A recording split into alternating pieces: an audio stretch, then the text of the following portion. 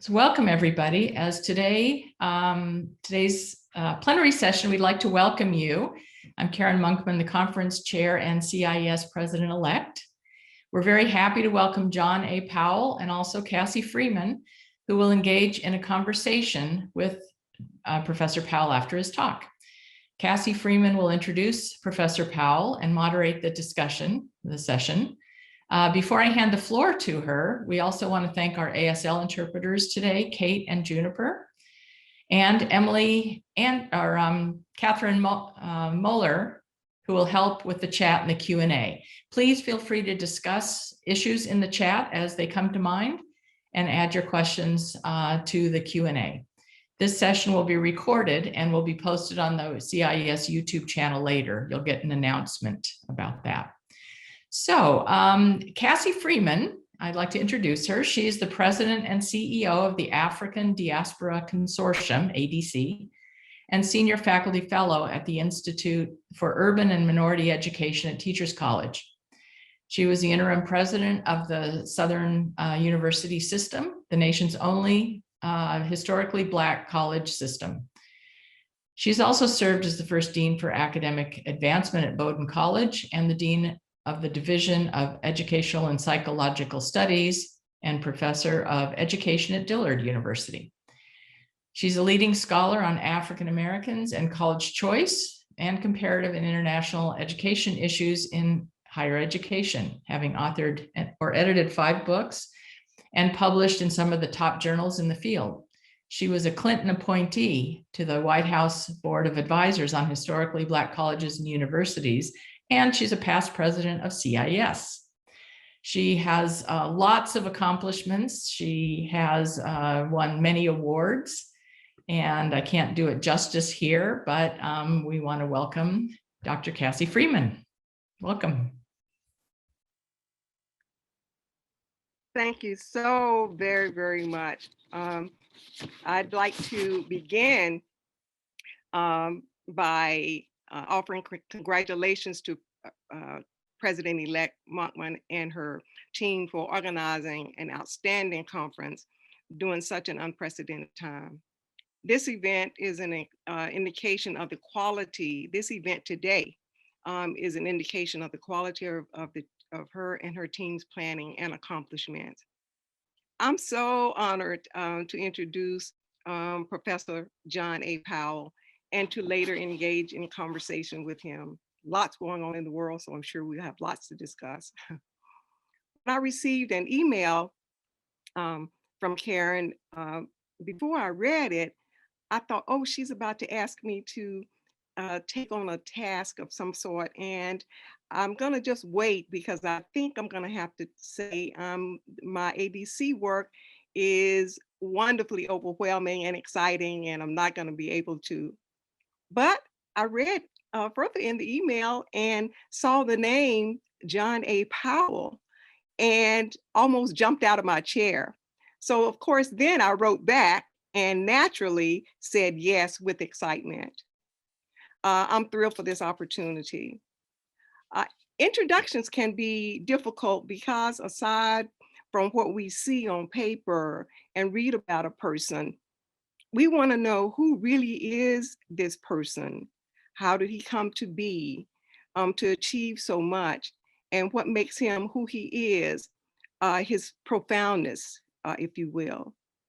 Well, let's begin with the obvious, what you have read or seen, no doubt. He is a leading public intellectual, recognized civil rights and civil liberties leader, recognized expert in structural racism, housing, poverty, and democracy. Professor Powell has taught at numerous law schools, including Harvard and Columbia University. He has lived and worked in Africa, in Mozambique and South Africa, and has worked in India and Brazil. He serves on boards of several national and international organizations. Well, then in his spare time, he is the director of the Othering and Belonging Institute at the University of California, Berkeley, and holds the Robert Haas Chancellor's Chair in Equity and Inclusion, and is Professor of Law, African American and Ethnic Studies at University of California, Berkeley. Also, you probably know what prepared him educationally for his accomplishments and roles. And that was completing undergraduate school at Stanford University and a JD from the University of California at Berkeley. I want to stop and say, we often don't think about it, but that was no easy feat during the time that Professor Powell was attending higher education. And it tells you loads about his knowledge and skills and all of that not only that he gained from those institutions, but what he gave to them. However, in addition to that, I would suggest that what has made him is his growing up experiences in Detroit, Michigan. Growing up, working in the garage with his father, with his grandfather living in a home next door, and with the guidance of his mother, reminding him to not let anyone run over him. His Southern experiences also shaped him. The different smells, as he refers to it, growing up in the South. All of these experiences have shaped Professor Powell, and what we will hear today is his profoundness, shaped by intuitiveness, impacted equally by Detroit, as well as Stanford and UC Berkeley, and all points in between. It is my pleasure and honor to present Professor John A. Powell. Thank you, Dr. Freeman. I must say that was really impressive. You know, I do a lot of Zoom calls, a lot of speaking. And actually, to be honest, sometimes when people read my bio, I always think, oh, I need to go back to my office and tell them to change that because I'm tired of hearing that. But you reminded me of stuff that I had forgotten. So obviously, it makes sense that you are in the esteemed role you are, and even in the introduction, it comes out, your thoroughness and your humanness. So thank you, and I look forward to being in conversation with you shortly. And I have a PowerPoint, so I'm going to share that. And also I want to thank Claire and Emily, who are part of the Othering and Belonging Institute, for their hard work and in helping to prepare this PowerPoint. So now I will see if I can operate this Zoom effectively. And all right, can you see it now? Yes, it looks good. Great. Well, again, it's a great honor to be here with you. And I look forward to the conversation with Dr. Freeman shortly. So I'm going to be talking about social responsibility and the changing context. The problem that we're facing today, this is a South African word, sawubona. It means I see you. It's also interpreted to mean the God in me sees the God in you. And the you that it's referring to is not just an individual, it's you and all those that came before you.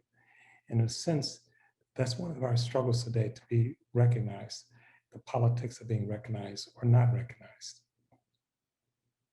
And what we have in our aspiration is what I call the circle of human concern, where everyone is inside the circle. All people matter, no matter their race, their nationality, their sexual orientation, their gender.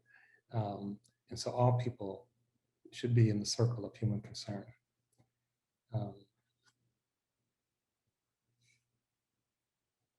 And unfortunately, that's not the way we live our society. So if this works, this is a video.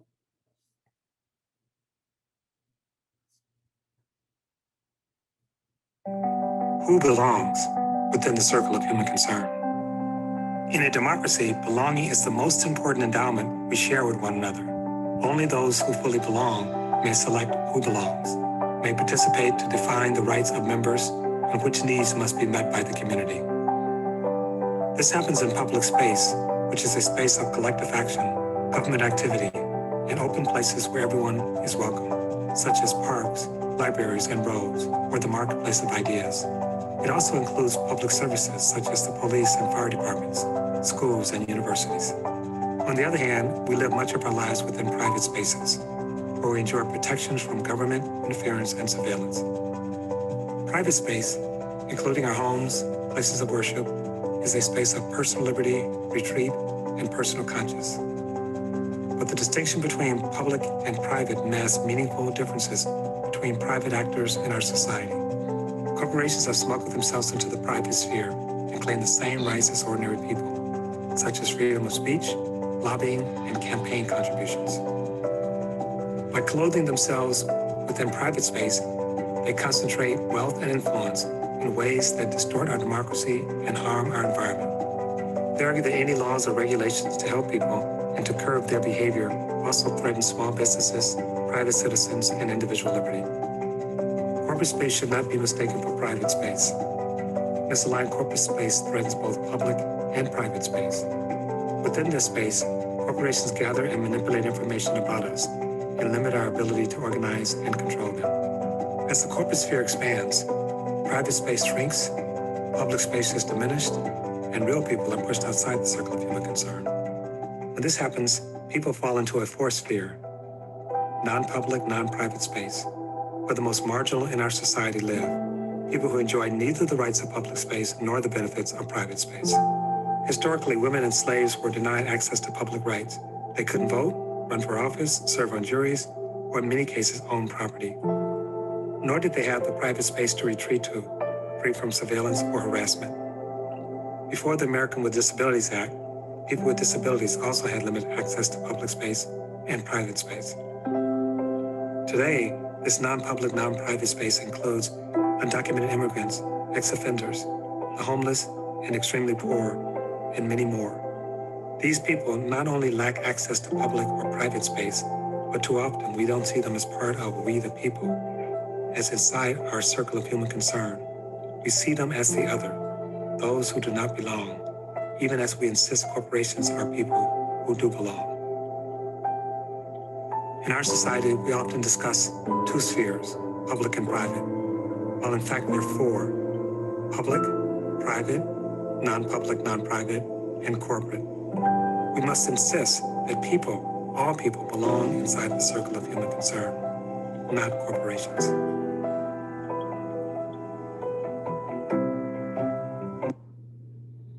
So the heart of this, and this is in some ways the heart of my talk today, is that we really do have these four spaces, but I want to complicate it a little bit. So historically, you can sort of situate where groups are in terms of do they belong? Are they recognized in the circle of human concern? And as I said in the talk, historically, women, people of color, undocumented immigrants, returning citizens, we vary who's in and who's out.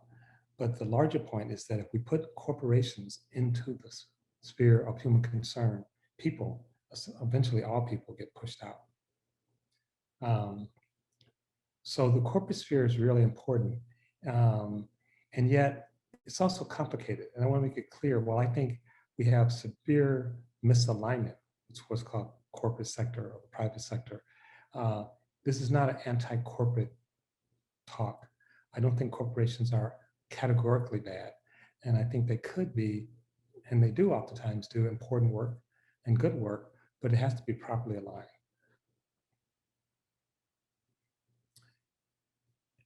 And it has to be properly aligned to achieve justice. And increasingly, we're questioning, what does it mean for society to be just? What does it mean for society to be equal? Some people are saying maybe we should abandon the whole notion of equality.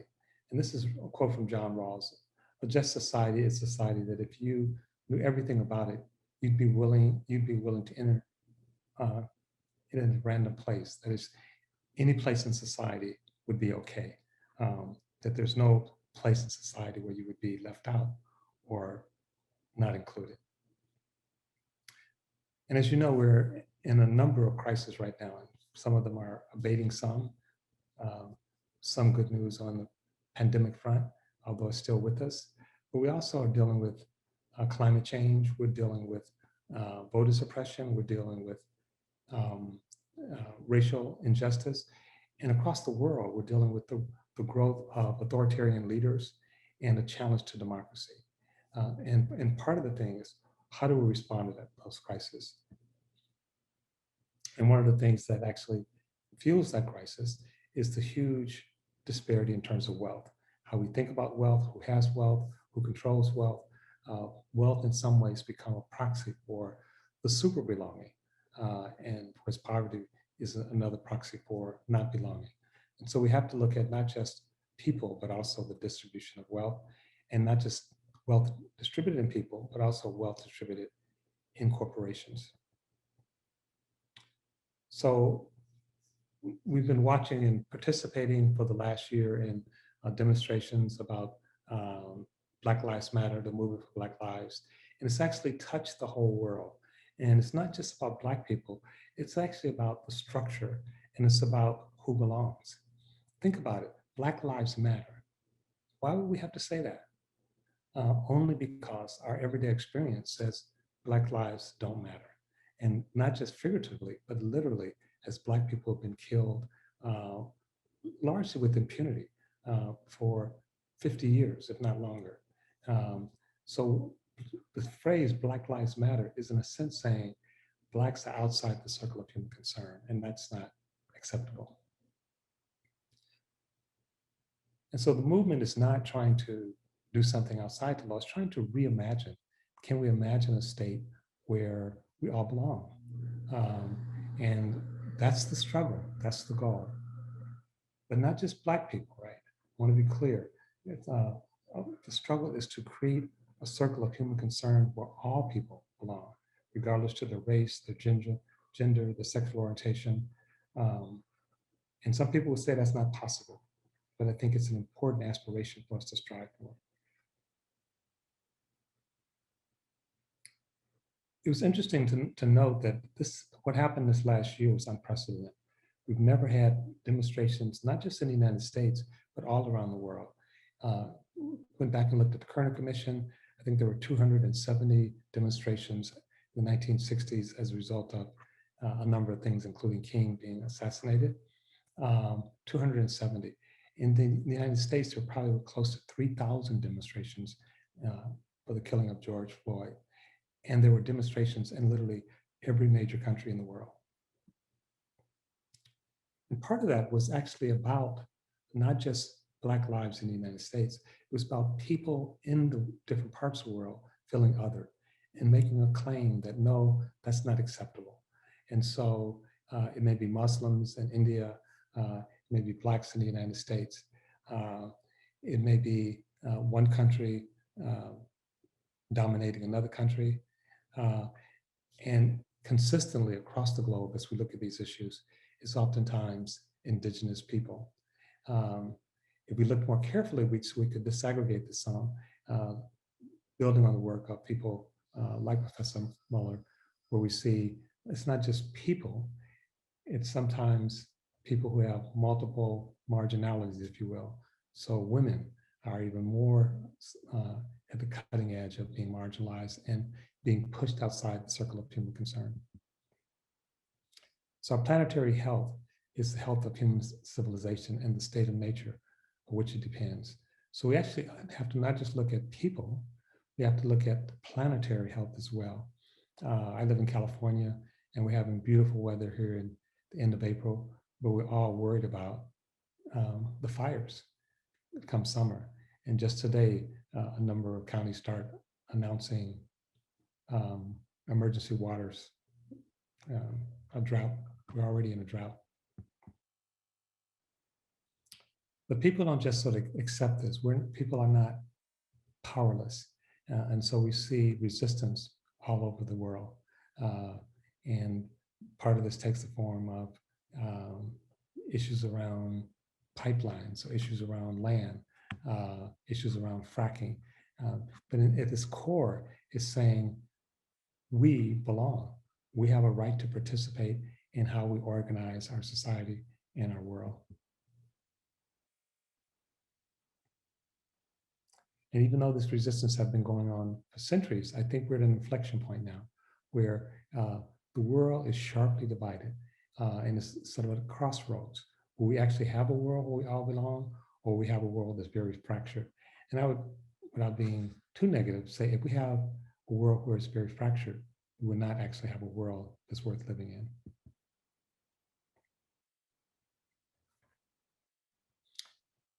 Again, we know marginality happens along multiple levels. And so I would say, as we look at these issues, to actually, in some sense, look with a deeper lens and more nuance. So not just looking at what happens to people based on their race, but also on other important identities. And what those identities are would depend, and how they're addressed would depend on the society we're in. So in the United States, white supremacy is important. And in that expression, we see patriotism, we see a lot of gun violence. And I try to make it clear that the operative word when we talk about white supremacy is actually not the white part, it's the supremacy part. What we're objecting to, what we're challenging, is the claim of supremacy. And we have to reject the claim of supremacy wherever it shows up. So it could be religious supremacy, it could be male supremacy.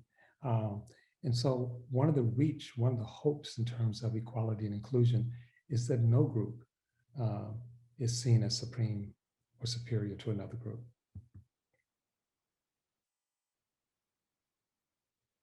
And so the problem of othering, what is the problem we're trying to address? And what I'm suggesting is the core problem is, who are the we, who's in that circle of human concern, who gets to exclude, to participate, and who's excluded.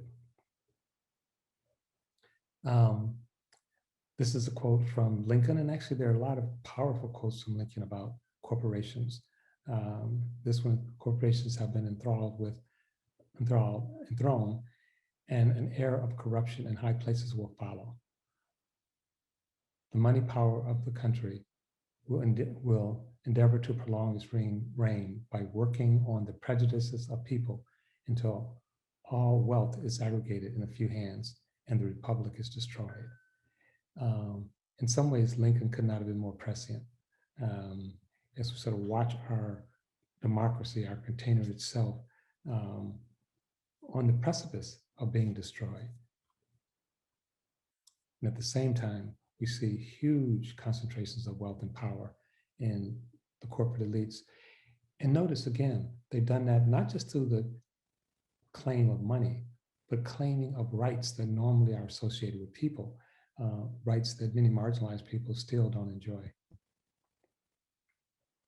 And this is Teddy Roosevelt. The great corporations which we've grown to speak of rather loosely as trust are the creatures of the state. And the state not only has the right to control them, but it has a duty bound to control them wherever there's a need for such control is shown. There's clearly a need of supervision, need to press the power of regulation of these great companies through the representation of the public, representatives of the public. It's a constant argument. Do we regulate? Do we control? And those who looked at and studied corporate history will know that corporations started off as a part of the state. They started off as part of government, and they only existed for a public charge. They were charged to do something on behalf of the public. Eventually, they were able to free themselves of that and redefine themselves. And at the beginning of the 20th century, Teddy Roosevelt was pushing back against that movement to not regulate corporations. Our country, this great republic, means nothing unless it means the triumph of real democracy, and in the long run, of an economic system under which each man, each person, shall be guaranteed the opportunity to show the best of them that there is in him. What Roosevelt is saying, others have said it as well, the economy, the country should be, the penultimate goal is for people. And so then you organize corporations and other institutions in service of people instead of the other way around. Now I've been sort of, one might say, basking corporations, and I'm sure many of you know that over 200 corporations now have come out in favor of maintaining the right to vote, which is under attack in several states across the country. So corporations are not, quote unquote, categorically evil or bad. They can actually be important in terms of bringing about the change that we need. Think about the divestment movement in the 70s and 80s and anti-apartheid. Some of them came along kicking and screaming, but corporations played a huge role. And there's a book called How Democracy Dies.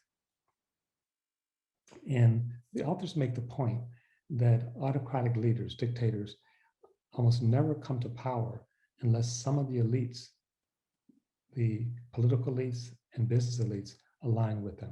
It doesn't have to be a majority, but they need some. And I think the converse is also true, that if we're going to have a really expansive transformation where everyone is included, we need some of the elites to be aligned with us. Again, not all of them, but some of them. And we are working on this right now at the Othering and Belonging Institute. And this takes on many different forms and sometimes called corporate responsibility. I think that's a start, but I think it has to go beyond that. And so how do we actually convince corporations that it's in their interest for all people to have the right to vote? If you don't have the right to vote, you don't have a democracy. And one argument is that it's not good for business to have our container fractured. I actually don't know if this is accurate. If you think about Singapore, Singapore is considered one of the most suppressive countries in the world, authoritarian countries in the world. It's also listed as best business climate. It's always in the top 5 in terms of best business climates in the world. But more often than not, bad democracies, bad government, civic unrest is also bad for business.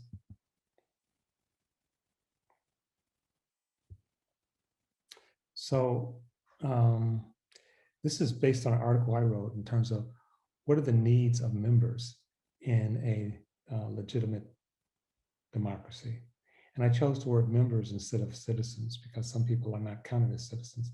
And when we look at rights, we talk about this gun rights, the right to vote, the right to privacy. What I assert in that article is that the first right, the primary right, is the right to participate, because all the other rights follow from that. Who gets to decide?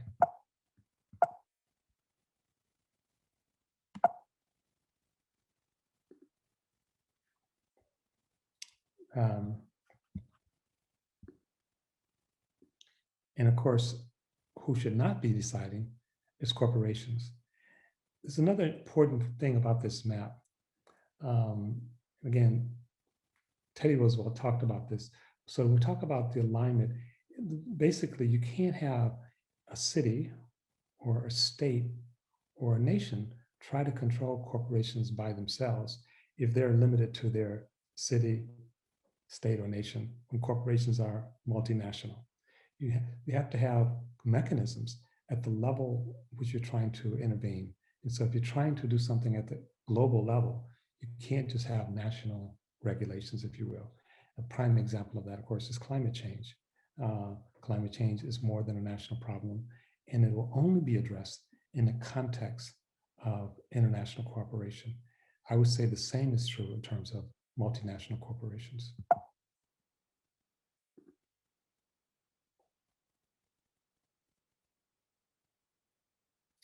So the organizing principle, what do we need for in an international regime? What do we need in terms of globally? What's the organizing principle and structure? And what's the problem that we're trying to solve? So again, we've seen extreme structural racism in the United States. We've seen attacks on indigenous people. We've seen a rollback in terms of women's rights. And all of these actually have something in common. These are all expressions of othering. They're all expressions of saying these groups, these people don't fully belong. And to not fully belong means you don't have an effective voice. You lack representation, you lack recognition, and you have less power than what's appropriate. The othering process can happen along any axis. There's nothing inherent about any of the things that was listed here about othering. That's a social phenomenon. Different societies have different ways of othering. And when they do it categorically, it actually becomes literally deadly to the point of genocide for those people. And if it's done categorically, we're not just talking about, as Isabel Wilkinson would say, we're not just talking about race, we're talking about caste. So if you're trying to deal with these issues, to be blind to them is not the way to go. And so I make the point that the problem of othering is not solved by saming. And so sometimes we actually try to say, I don't see race, I don't see gender, I don't see disability. And of course, we know that at an unconscious level and at a structural level, we not only see it, but it becomes an organizing principle. So the solution to othering is not saming, but belonging. And belonging is where people co-create the thing they belong to, and they get to co-create in terms of their full self. So they're not adjusting to a world made by someone else. They're making a world in which we all belong. So in that sense, belonging goes beyond inclusion. Inclusion is oftentimes a process of actually joining something that someone else has made. And the joiner then has the burden of actually adapting to the new situation. So again, if you look at the circle here, the middle circle, you're joining something. You're joining an institutional structure or culture that's already there. Or belonging, you're co-creating a new structure, a new institution, a new society. But it's belonging not just for one group or not just your group, but creating belonging for everyone. So belonging is actually all around the world. You join a church, you join a club, you join a school. But most of the time, in terms of the more limited approach to belonging, is that we belong and at the same time we other. We say, we're the in group, they're the out group. What we're talking about and aspiring to is belonging where there is no othering, where there is no one that's considered outside the circle of human concern. Which then takes more than just words. To actually create belonging, we need to actually think about different resources. We need to think about care or love. We need to think about power, agency, and responsibility.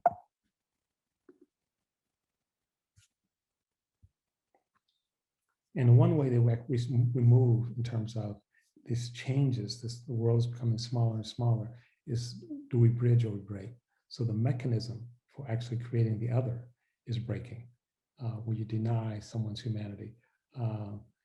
The mechanism for creating belonging for all is bridging, where you actually are willing to connect with those that we consider on some level different and we do that through stories, we do it through habits, we do it through different practices. How do we actually share our stories, especially our stories of suffering?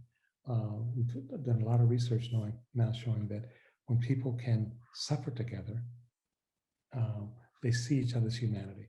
It doesn't solve all the problems. It doesn't mean they agree, but it's a big step forward in terms of creating a belonging world.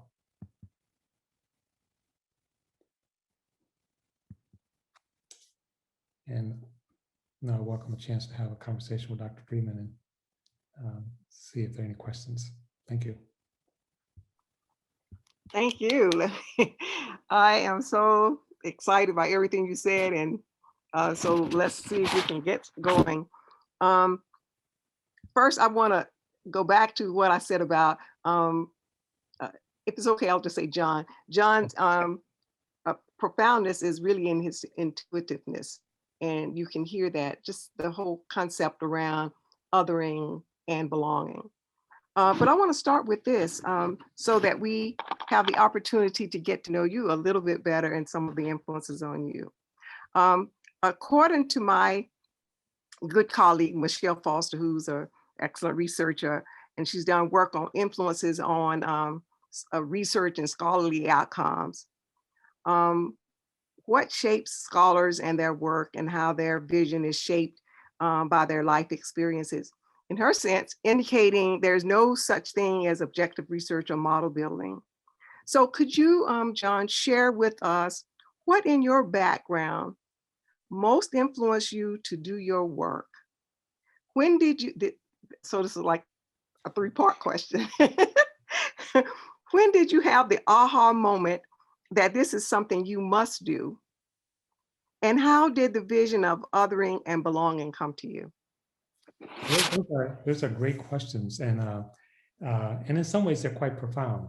And I'll start with, we all carry multiple identities, and which also means we all have multiple stories.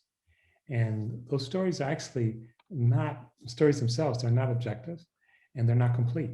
Sometimes they clash with each other, so when something profound happens to us in life, oftentimes we sort of go back and rewrite our history. It's like, I always knew I was going to be a violin player since I was 2. Well, probably when you were 2, you weren't thinking about the violin. But when you're 35 and now you're a successful violin player, you sort of look for some thread that's a little bit made up. So I'm aware that we have multiple stories and that we construct them actually to meet the moment. And so having said that, well, here's one of my stories. I'm 6 of 9 children. My parents are from the South, as you suggested, and we had very modest income. And I watched them being mistreated. When I was 11 years old, I also had deep, I don't know where it comes from, but a deep concern about other people. And when I was 11, I started reading about Chinese. I lived in Detroit. I didn't know any Chinese. I don't think I'd even seen a Chinese. But it occurred to me, based on the scripture from our church, that Chinese were going to hell. That seemed fundamentally problematic, even at 11. So at 11 years old, I left the church. And it was hard because I thought I was going to hell too, but I couldn't be a part of a system that summarily was going to send almost 1 billion people. China didn't quite have 1 billion then, people to hell. And I knew that they had never had a chance to even hear about Jesus. So for the first couple of years after that, I was in serious stress because even though, supporting these people I'd never seen and feeling like God was sort of looking down on me, sending me to hell. And I think in some ways that was a real turning point in my life. My world sort of fell apart. I'm reading Edward Said now and about his biography about being an outsider. And I think in some ways, many of us have an experience of being an outsider. Many of us have an experience of being other. And it's hurtful. Belonging is needed to actually grow and thrive. But for most of us, it's transitory. Maybe we change our clothes, maybe we change our hair, maybe we get a job and it's like, okay, now you can belong. There are a number of people who are categorically assigned the role of other and that they can never belong, no matter what they do. Take, for example, what's happening with Asian Americans in the United States right now. When we say they're the model minority, but they can never really be American. And the Supreme Court has said that.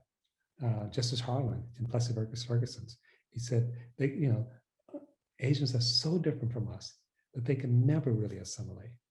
They're always other. And this is the liberal on the court.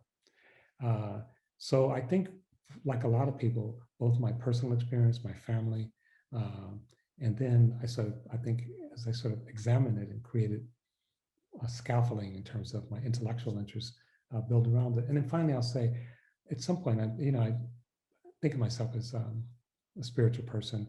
I felt like, I think it was Toni Morrison said, the gifts you have is your gift.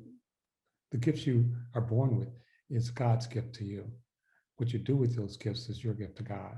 And so I think I felt like, okay, I have certain gifts, but they only really work and thrive if I give them back.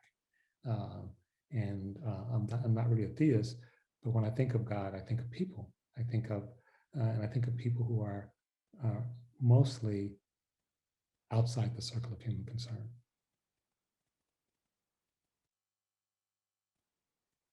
Thank you. All right, here's another question. And this gets to the heart of higher education and my feelings about the dilemmas I feel around it. I was recently, not so long ago, interviewed by Economist magazine, and they were asking me about higher education and diversity. And I said, I was embarrassed. I was embarrassed because higher education institutions replicate and reproduce individuals who continue power dynamics. And think about this: higher education, the educated, higher educated individuals often play games of misdirect. It's those people over there, the uneducated ones, that you can see the violence and all of that. So it takes away any focus or blame for the inequality that lies within our own institutions. So yet the decision making for economics, education, and healthcare, all that is rested. We rest that in the hands of educated. So John, how does higher education begin to educate differently to ameliorate these power dynamics, replicating, reproducing individuals who are, would it be, I guess, from in your model, narrowing the we, or so explain that for us. And then the second question: what is the role of a what are the roles and responsibilities of an organization like this, a professional association, in othering and belonging and preparing? Those are great questions, and I'm glad. I'm sorry you're leaving the I guess chair or president, because I think those are the questions that we all should be grappling with.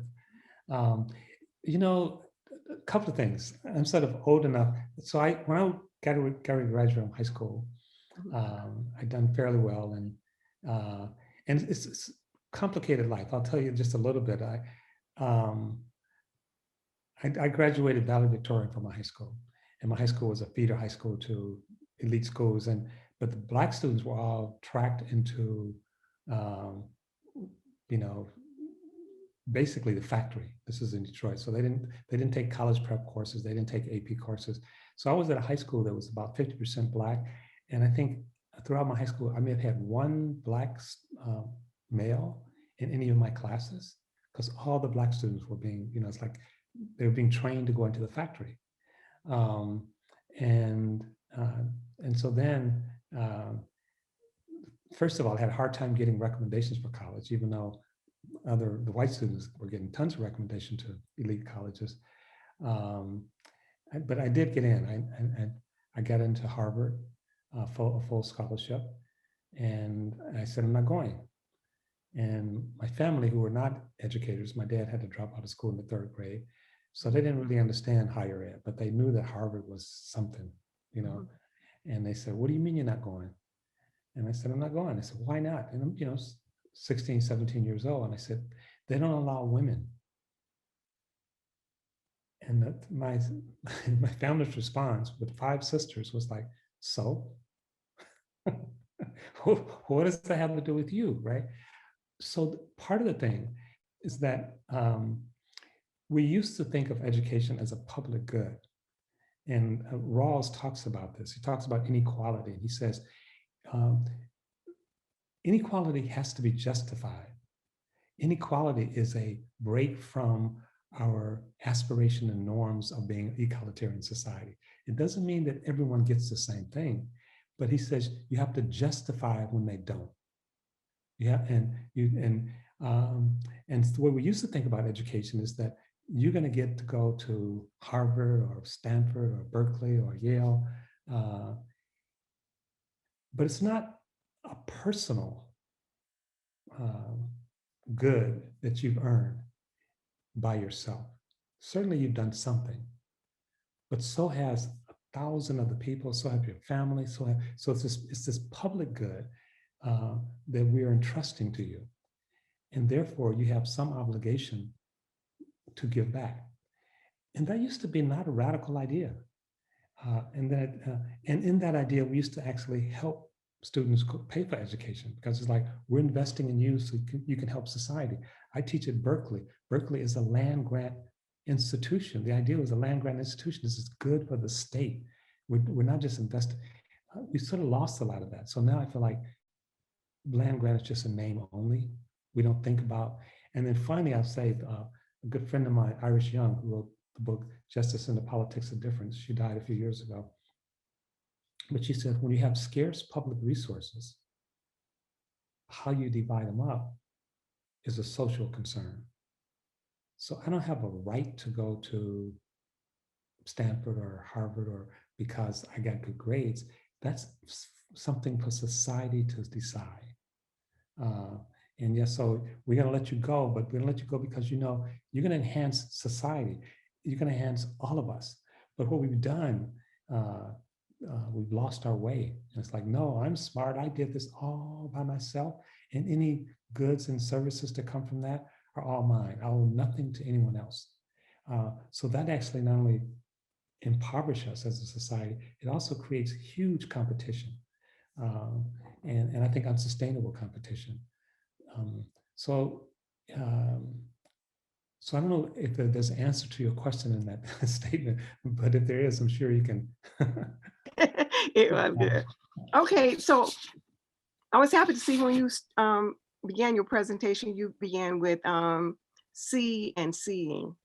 So can you say a little bit more about see and seeing playing such an important role in your work, especially related to othering, and what role can education play in impacting, influencing people to see and see differently?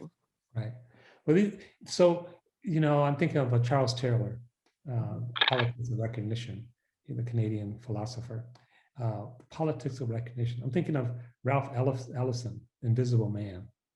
And they're both talking about the same thing. Ralph Ellison is saying Black people are not seen in the United States. You know, they're not seen. The caricature is seen, right? So George Floyd was not seen by Derek Chauvin. He's just a caricature. You know, Breonna Taylor was not seen by the police breaking into her house in the middle of the night. She's a fiction, and she's a bad fiction. She's a fiction. It's like Black people are a threat. When Breonna Taylor's mom showed up at her apartment, and the police were there, and everybody's sort of looking around, and she said, "What's going on?" And she says, "I'm the mother of Breonna Taylor. She lives in that apartment." The police officer, the first question he asked her was, "Does your daughter have a criminal record?" And in a sense, again, it's like, I don't want to see her humanity. I'm seeing her as a caricature. And I think in our society, unfortunately, again, Black Lives Matter is an effort to be seen in all of our complexity, in all of our humanity. Not perfect, none of us are perfect. I think of Black people in the United States as, you know, on probation. That's, you know, the smallest thing. You threw a piece of, you know, you were selling cigarettes illegally.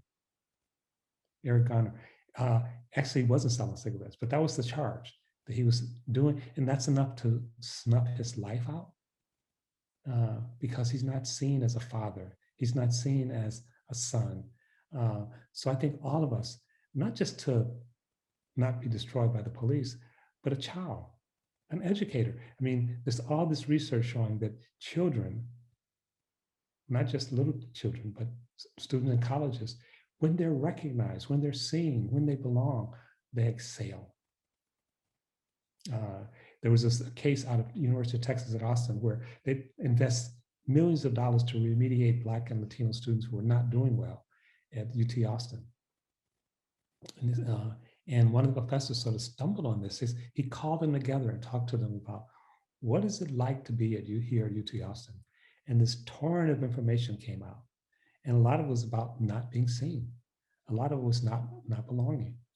And after years of spending millions of dollars, the students start performing close to, and in some cases even exceeding the white students.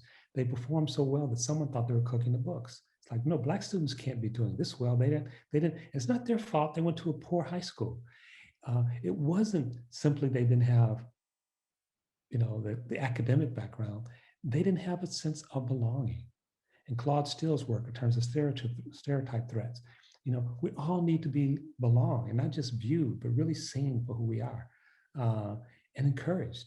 I have a granddaughter, 11 years old, and she's at a school and she took a math test. She got 29 out of 100.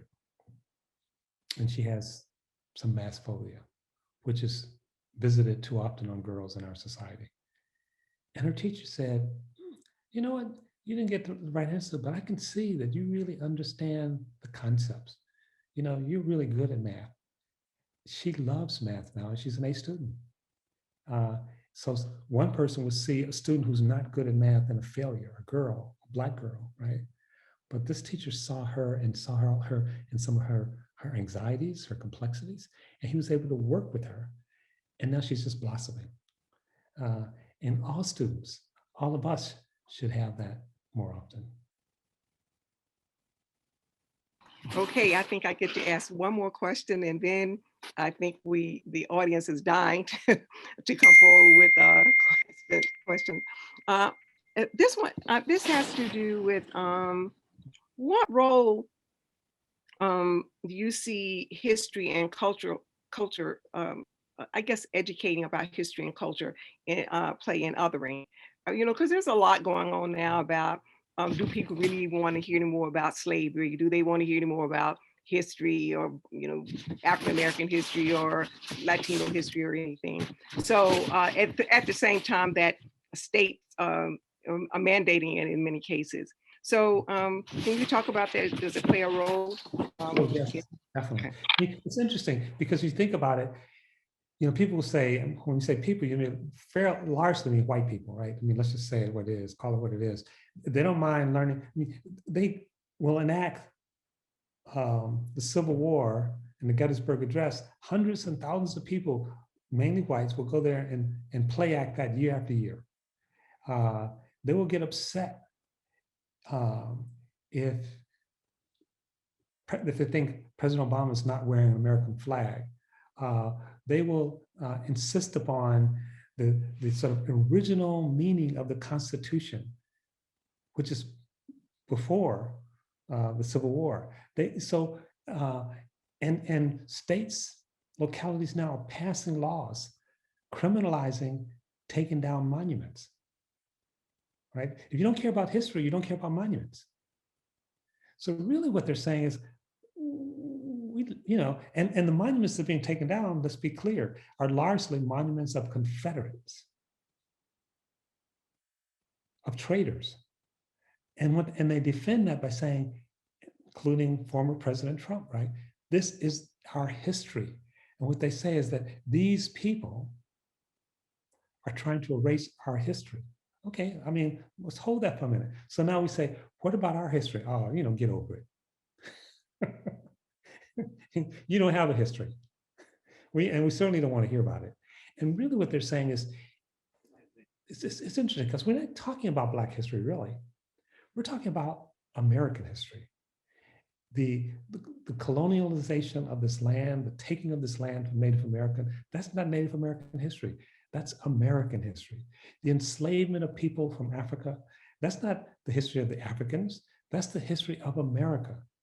That's our history. And the real thing is, when we fight over history, we're actually fighting over the future. So when people say, I want to be included in history, really what they're saying is, I want to be included in the future. And when people say, no, you can't be included in history, except for these caricatures that I assign you, what they're really saying is that you can't be included in the future. You don't get to tell your own story, because your story implicates me.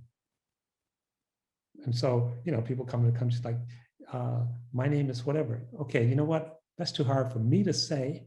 That inconveniences me. So I'm changing your name to something that's easy for me. So we erase people and then try to remake them. And we remake them so that they don't really have a role of belonging. Because the heart of belonging is that we do this together. And Samuel Huntington is very clear on this, for example. He wrote a book called Who Are We? And he says we got to stop saying we're immigrant society. Because in essence, from his perspective, immigrants, correctly so, each wave of immigrants have a chance to remake the country, to shape the country, to influence the future of the country. He says, no, we're a country of settlers. And from his perspective, the settlers, which he identifies as Anglos and Saxons, that's it. They make the rules. All the rest of y'all who are not Anglos and Saxons, y'all have to obey by the rules made by Anglo-Saxons. And that debate is happening right now. So you have right-wing folks saying they want to erase us. They want to tell a different story. They want to change American culture. What is American culture except a polyglot that's constantly changing? So these are, I mean, these questions which seem to be sort of erudite and academic are actually quite profound in terms of if we have a world where we all belong. Thank you so much. And I can't even begin to say how uplifting this conversation has been for me. And I look forward to our definitely continuing our future dialogues.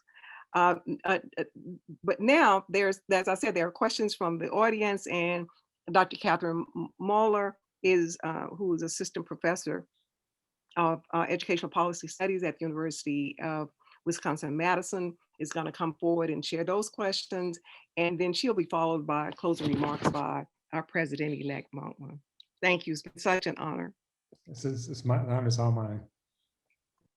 Thank you so much to both of you, John and Cassie, for bringing your incredibly important discussion to CIES today. It really brings me joy to listen to you all. We have a series of really excellent questions centering around the question and belonging, and then linking that to thinking about corporate power and capitalism. So I'll start by grouping the questions around othering and belonging. So Jose Costa commented that perhaps something to watch for is the difference between belonging to and belonging with, and then thinking about other possible alternatives. John, would you like to share your thoughts on this distinction between belonging to and belonging with?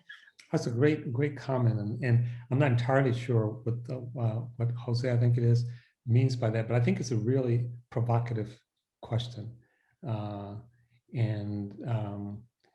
certainly belonging with, I think, at least resonates at a deeper level, because it suggests to me, if I'm understanding it correctly, a kind of agency that I think is important in the way that we talk about belonging. In fact, we say belonging requires agency.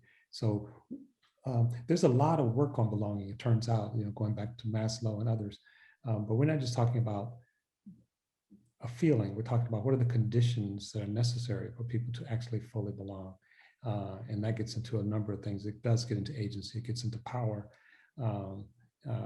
and responsibility. So if I'm understanding the question correctly, I think belonging with is actually the heart of what we're talking about, because also you're doing it not in isolation.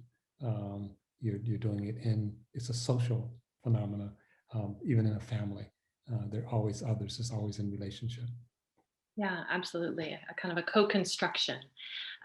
So along those lines, Muang asks, what strategies have you found most effective in changing the mindset from your initiatives are good for your people, whether they're Black people or Indigenous people or Latinx people in the US, in particular, to such initiatives that are good for all of us and good for the whole of our humanity?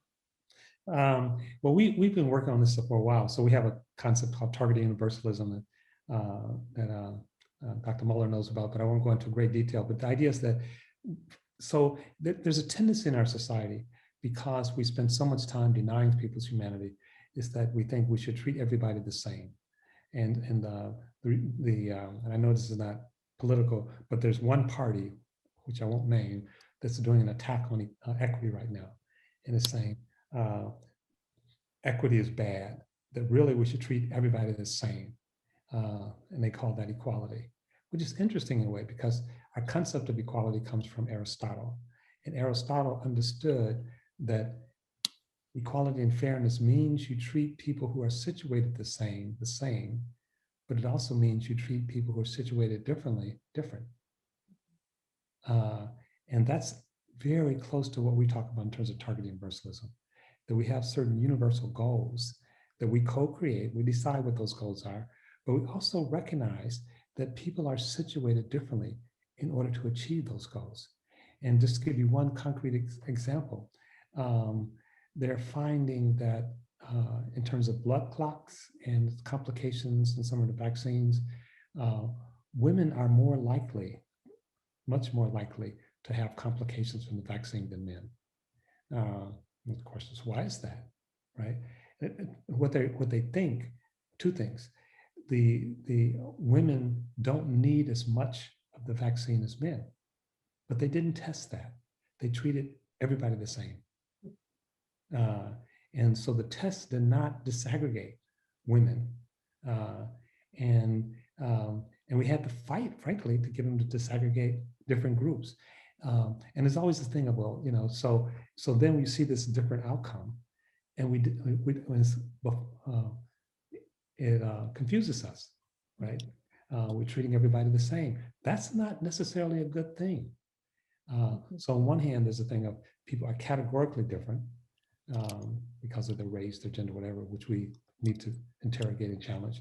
But the other is that everybody's the same, which is also problematic. People are situated differently, and those differences matter. So that's one way we approach it. And the other thing, of course, is that our identities are not only multiple and they're actually changing. When we engage with each other, when we deeply engage with each other, we change, whether it's in a marriage or at a school.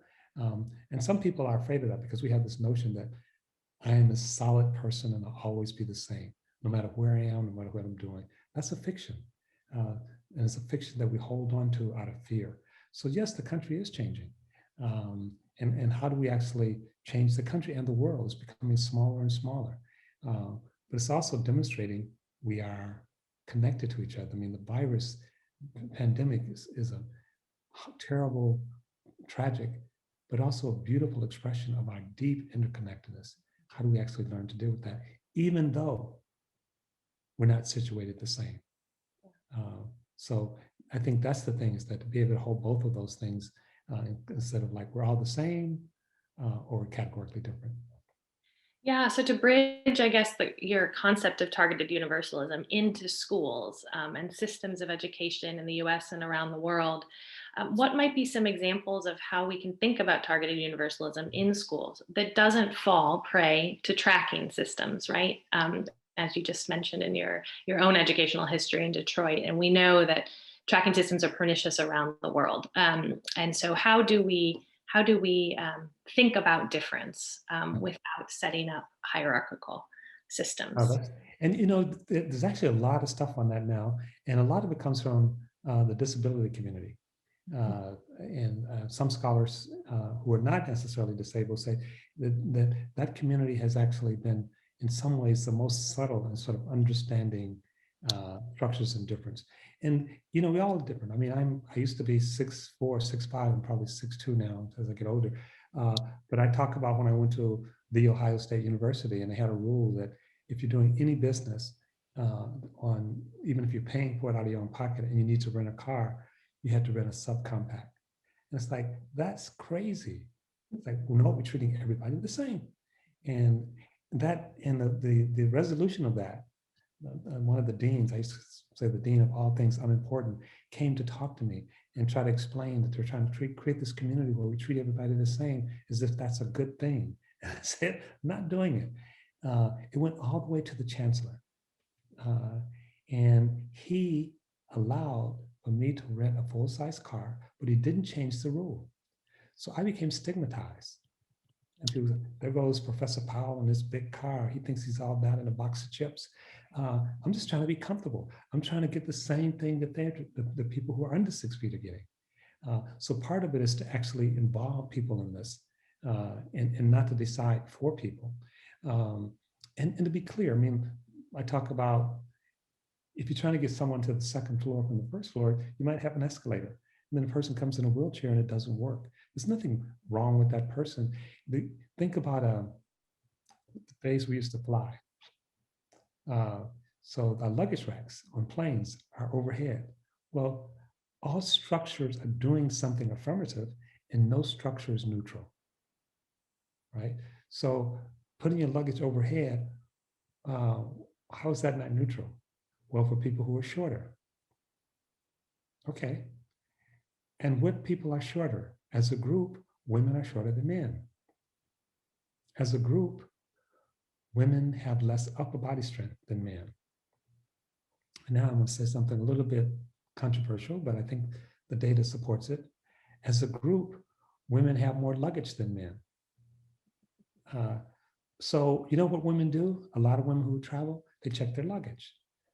But that doesn't solve the problem because now they have to get to the airport, like in the old days, a half an hour early and wait a half an hour after they get off the plane, and the luggage gets lost. And all of that is gender, right? And so, and I've literally seen, been on a plane and have see a woman trying to lift the stuff up her head. And this has actually happened. A woman turns to a guy and says, "Can you help me?" And the guy says, "You want to be a feminist?" No. It's like, you're on your own. And he's not realizing that the plane has been normalized with his situatedness in mind. He just thinks that, so part of it is to really help students do that. And I would also put students in different situations. I'll just give you one last example. So we've seen a situation where we have someone doing signing right now, which is, I appreciate that, Kate.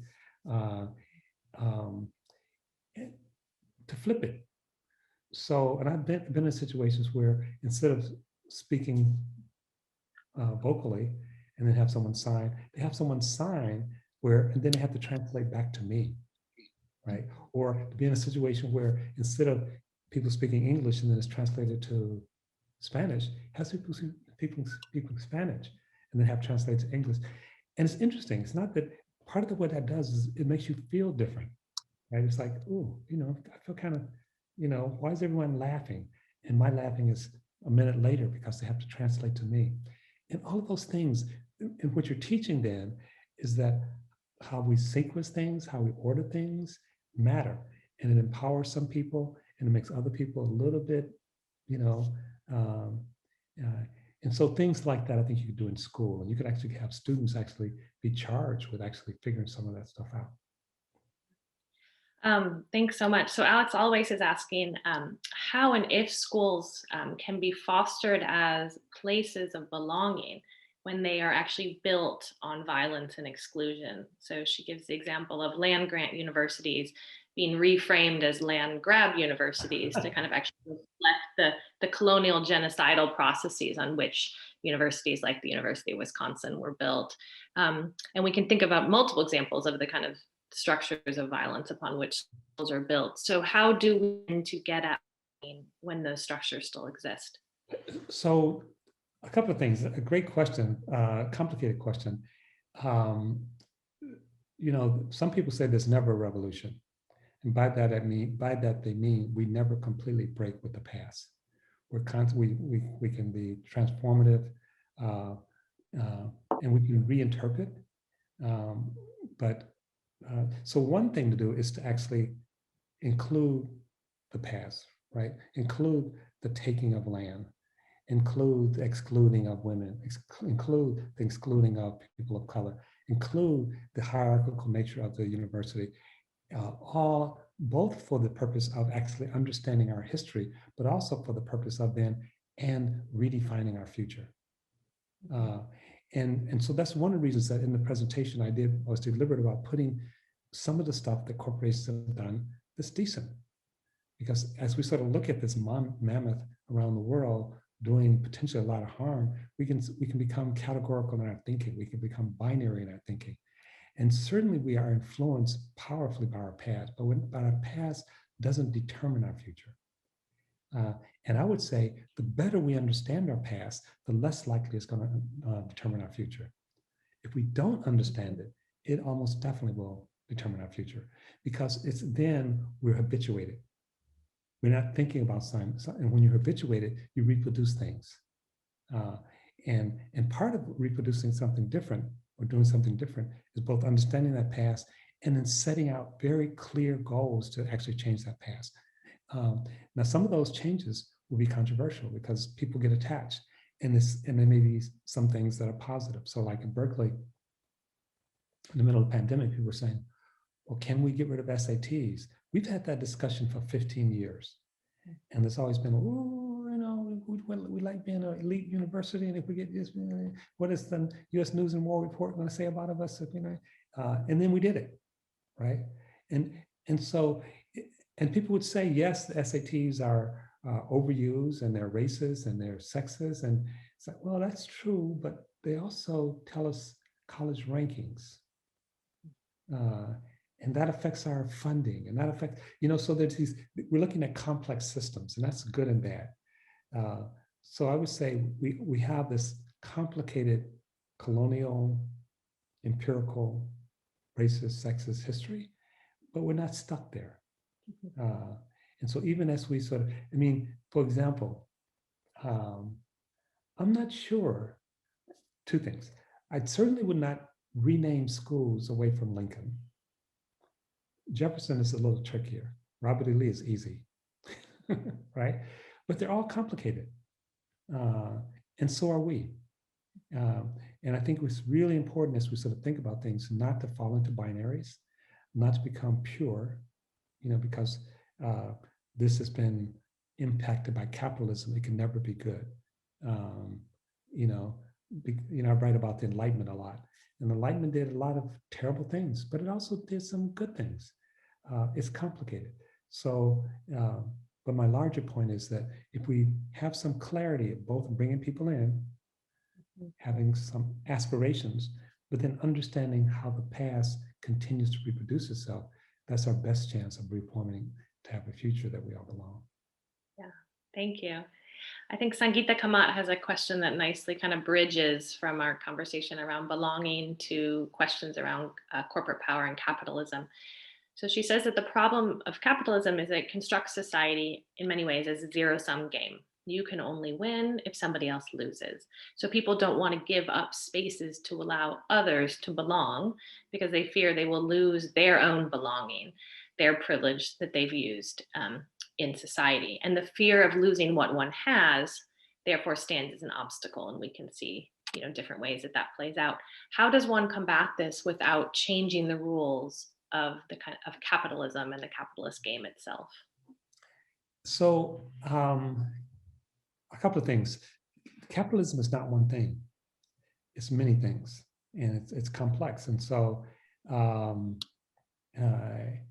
I know it's not perfect by any means. I don't want to suggest it is, but I have friends and colleagues who are Black or Canadian, and their experience of not belonging is very different than the US experience of Blacks not belonging.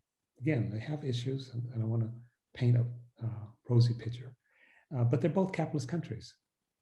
And in fact, a good friend of mine who's vice president at the California Endowment, Tony Ayton, grew up in Canada, and he went to medical school at Johns Hopkins. And he said when he got to Baltimore, he said, "So when was the war here?" And I said, "What do you mean the war?" He said, "Well, everything is bombed out." I mean, he had, growing up in Canada, he had just not seen that kind of deprivation. And then, of course, he'd find out not only there had not been a war, maybe there had been a war on Black people, but there also, in terms of opportunity, I mean, it's just, so I guess what I'm saying is that there are gradients within capitalism.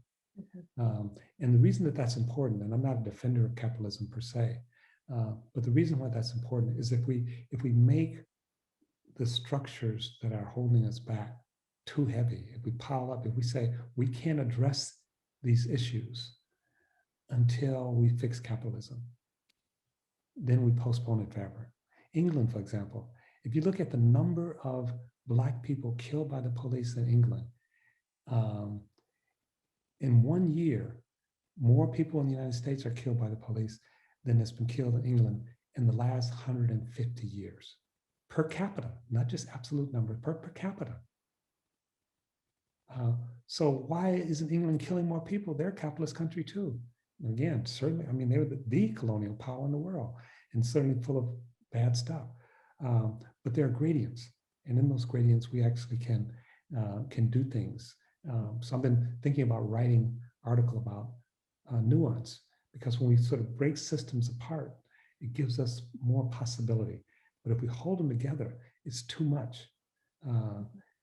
So in terms of corporations, I mean, there's a whole new form, right? They're B corporations now, and they're organized around different models, where the ultimate goal is not to make as much money as you could. And there are these structures, and we do have to be willing to take them on. But we also need to be willing to disaggregate them. So why do we have 200 corporations now coming out in favor of voting rights? And there's a cynical reason, they think it's going to help the bottom line. They think it's a cool thing to do. Okay, that may be true, but there's probably more complex than that. I'm sure you saw that Apple just came out that they $450 billion invested in the US economy over the next 10 years.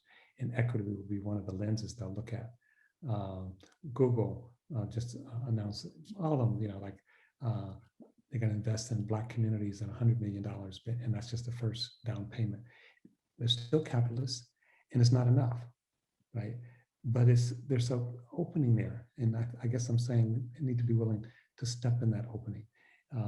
So it's not clear to me that you have to completely get rid of capitalism in all forms in order to deal with racism. And the violence, again, is a particular kind of capitalism. The United States is by far, of the industrial countries, the most violent country on the planet.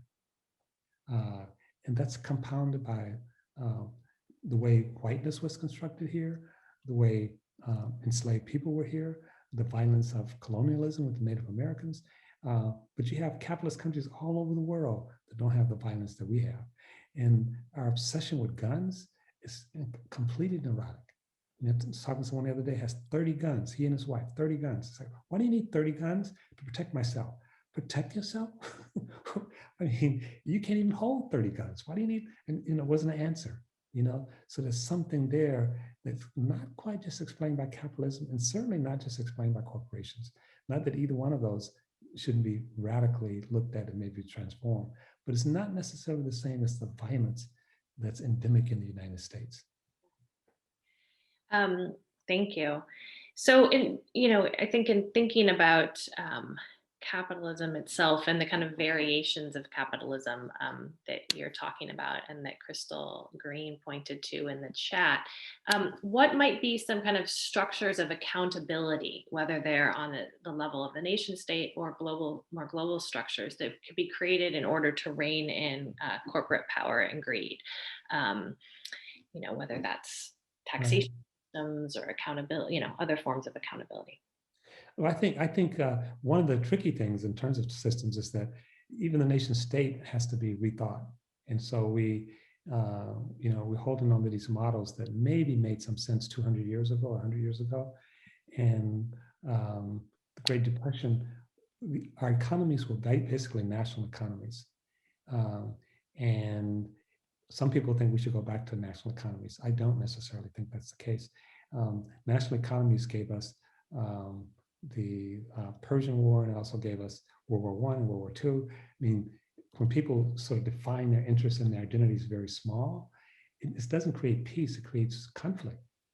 And part of the reason that the EU came into existence was that they were saying each time, every 20 or 30 years, we're back at each other, killing each other, and each time it's getting more and more violent.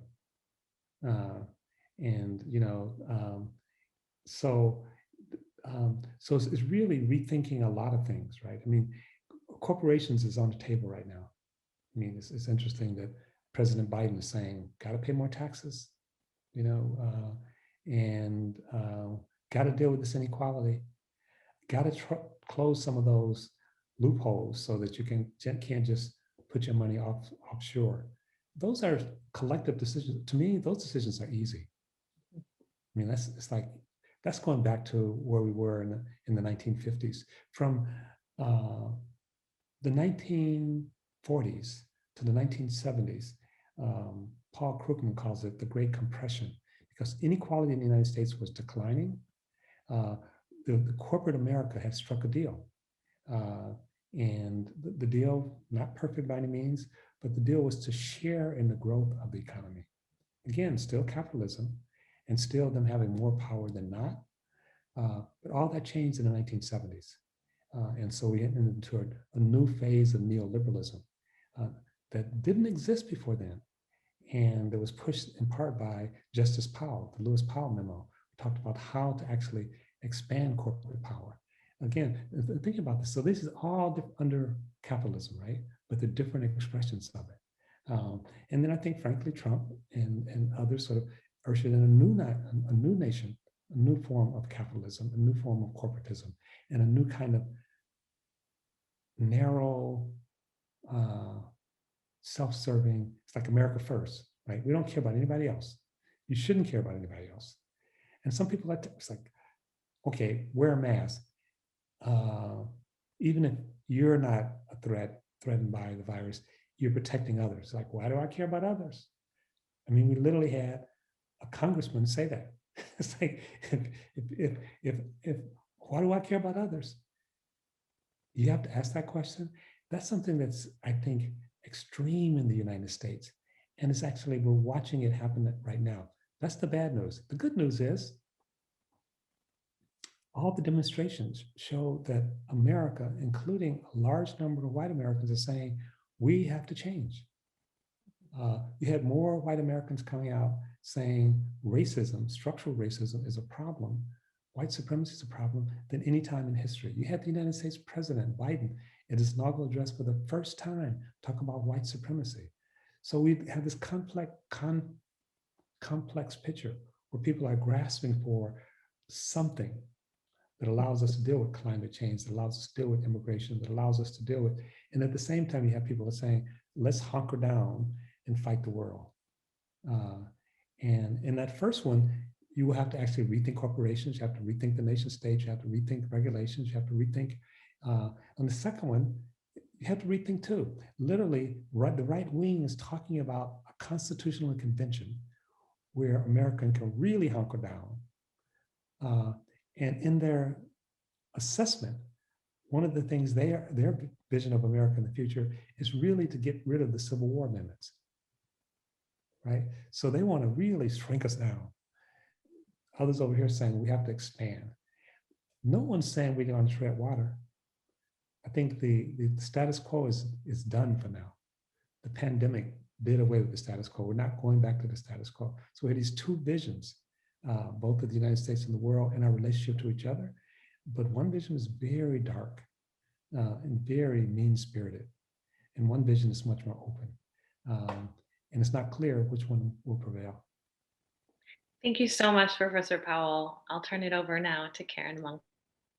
Yes, thank you so very much for your critically important talk. I'm sure that we could continue this conversation for many more hours, I'm sure, and I'm sure it'll inform our thinking and what we do in the US and beyond.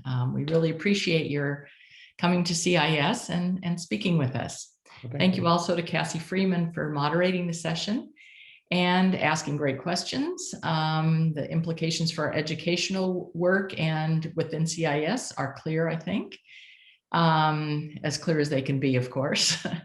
We at least have a direction. And thanks to Catherine Moeller and Emily Anderson for monitoring the chat and the Q&A, and to the ASL interpreters. And of course, thanks to everyone in the audience and those of you who have engaged in posting in the chat. We really appreciate it. And thank you again. Unfortunately, we do have to end on time.